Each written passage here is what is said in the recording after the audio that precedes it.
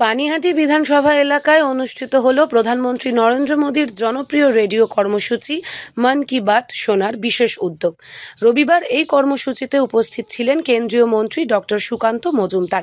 তার সঙ্গে ছিলেন পানিহাটি বিধানসভা বিজেপি মনোনীত প্রার্থী শ্রীমতী রত্না দেবনাথ, যিনি অভয়ের মা হিসেবে পরিচিত। এদিন স্থানীয় বিজেপি কর্মী সমর্থকদের সঙ্গে বসে প্রধানমন্ত্রী নরেন্দ্র মোদীর মন কি বাত অনুষ্ঠানে মনোযোগ সহকারে শোনেন উপস্থিত নেতৃবৃন্দ। অনুষ্ঠানে দেশের বিভিন্ন উন্নয়নমূলক উদ্যোগ, সামাজিক সচেতনতা এবং সাধারণ মানুষের সঙ্গে প্রধানমন্ত্রীর ভাবনা বিনিময়ের বিষয়গুলি তুলে ধরা হয়।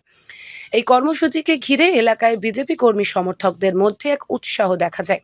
উপস্থিত নেতারা জানান, মন কি বাত শুধুমাত্র একটি রেডিও অনুষ্ঠানই নয়, এটি দেশের সাধারণ মানুষের সঙ্গে প্রধানমন্ত্রীর সরাসরি সংযোগের একটি গুরুত্বপূর্ণ মাধ্যম।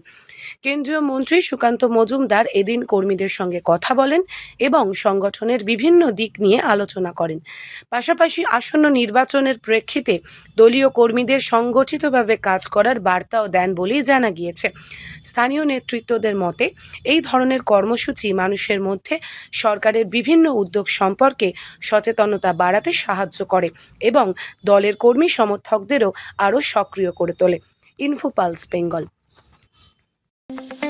নিজের ফাইন্যান্সিয়াল বিজনেস শুরু করতে চান?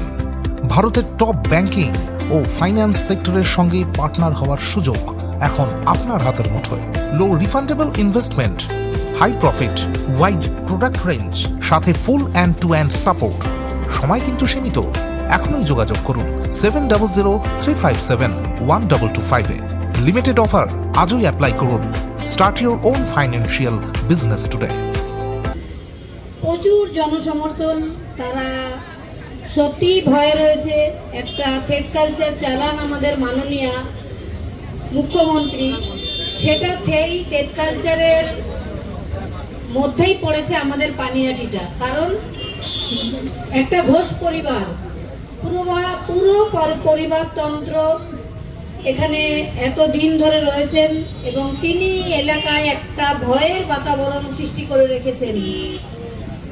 সেটা আমরা দেখেছিলাম আমার মেয়ের যেদিন 9 তারিখ উনি এবং সোমনাথ দে এখনকার চেয়ারম্যান এবং সঞ্জীব মুখার্জি কিভাবে অনিয়ম করে বাবা মাদের তো অনুভূতিপ্রবণ দ্রুত আমার মেয়েকে নিয়ে চুল্লিতে ঢুকিয়ে দিয়ে ওয়েলডান বয় বলেছিলেন।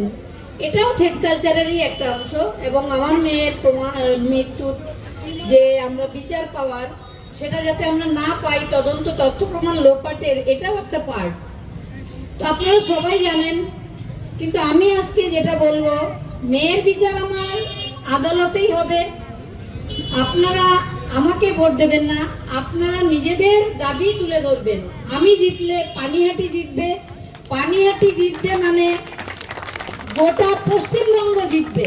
এই পশ্চিমবঙ্গকে উৎখাত করা, পশ্চিমবঙ্গের যে তৃণমূল মন্ত্রী আমাদের মাননীয়া, তিনি যে থ্রেড কালচার চালান, প্রত্যেকটা মেডিকেল কলেজে, শিক্ষা দপ্তরগুলোতে, স্বাস্থ্য দপ্তরগুলোতে সমস্ত থ্রেড কালচার চলে। আর আমার মেয়ের মৃত্যু সেই থ্রেড কালচারের জন্যই হয়েছে, সেই দুর্নীতির জন্যই হয়েছে।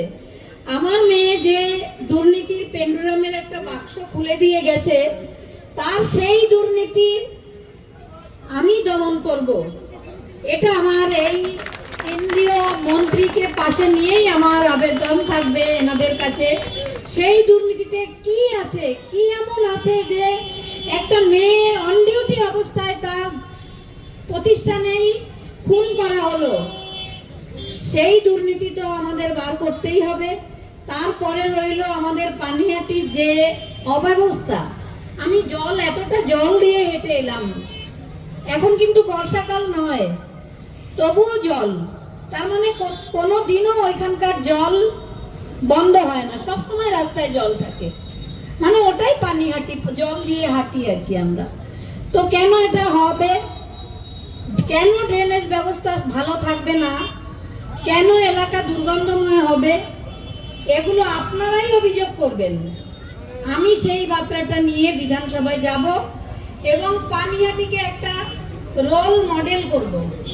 এটাই আমার আমার কিছু পাওয়ার নেই, আপনারা আমাকে সমর্থন করবেন।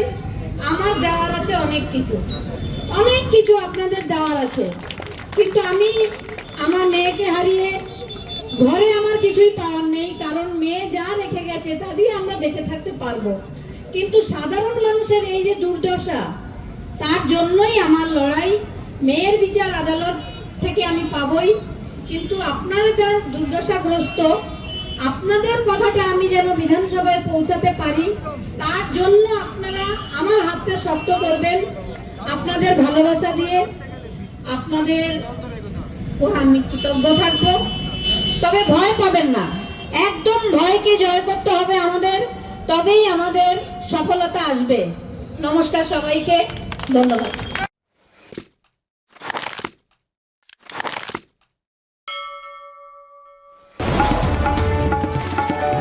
আপনারা দেখছেন ইনফো পালস বেঙ্গল, সত্যের স্পন্দন, বাংলার কণ্ঠ।